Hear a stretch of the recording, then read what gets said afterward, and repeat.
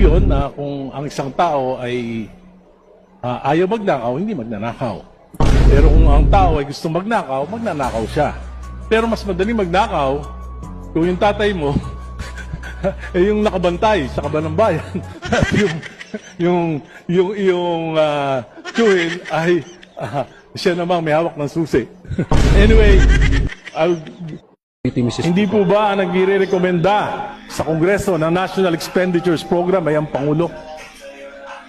It is called the President's budget, Mr. Speaker. So it is the President's budget, and it's a fact that 48,243,000 was allocated for the First District of Leyte because he is the cousin of the President, and 30 billion was given to the First District of Ilocos Norte, the son of the President, and it will not happen if they are not a political dynasty.